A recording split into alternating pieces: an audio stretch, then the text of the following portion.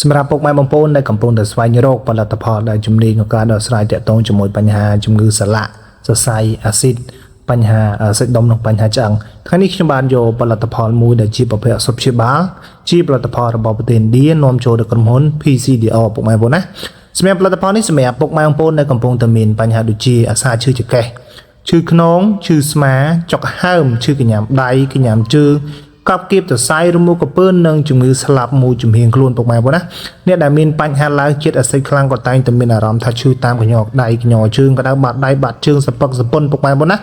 នឹងឯចុកក្នុងឆ្អឹងពុកម៉ែបងប្អូនឯងសាឡបងប្រើប្រាស់ជាមួយផលិតផលនេះបានហើយសម្រាប់ពុកម៉ែបងប្អូនដែលកំពុងតែមានបញ្ហាជំងឺលៀនដេកពុកម៉ែបងប្អូន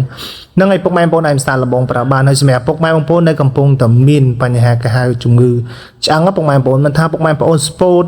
បញ្ហាពុកម៉ែបងប្អូនណាពុកម៉ែបងប្អូនឯងសាឡបងប្រើប្រាស់ជាមួយផលិតផលនេះបានផលិតផលនេះគឺជាផលិតផលណានាំចូលពីប្រទេសឥណ្ឌាសុទ្ធ 100% តែម្ដងពុកម៉ែបងប្អូនណា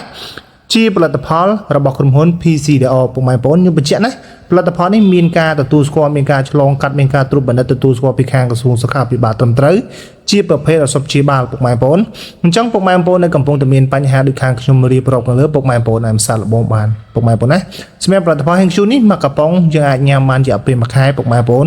មួយកំប៉ុងមានចំនួន60គ្រាប់ជើងប្រើមួយថ្ងៃគឺ2ដងពុកម៉ែបងប្អូនណាគឺព្រឹក1គ្រាប់ល្ងាច1គ្រាប់ពុកម៉ែបងប្អូនបន្ទាប់ពីពុកម៉ែបងប្អូនទទួលទានអាហារ15នាទីពុកម៉ែបងប្អូនណាហើយសម្រាប់ពុកម៉ែបងប្អូនមួយចំនួនក៏តែងតែសួរថាប្រើផលិតផលហ្នឹងតមអត់ជើងតមពុកម៉ែបងប្អូនណាជើងតមដូចគ្រឿងសមុទ្រគ្រឿងផ្អាប់សាច់គោតាពាំងត្រប់ប្រទេសហិលនិងគ្រឿងស្វឹងខ្ញុំបញ្ជាក់អាហារទាំងអស់ហ្នឹងអត់ប្រតិកម្មជាមួយថ្នាំទេប៉ុន្តែបើសិនជាពុកម៉ែបងប្អូនតមយើងឆាប់ជាអញ្ចឹងពុកម៉ែបងប្អូនអញ្ចឹងសម្រាប់ពុកម៉ែបងប្អូនដែលកំពុងតែមានបញ្ហាដូចខាងខ្ញុំរៀបរាប់ខាងលើ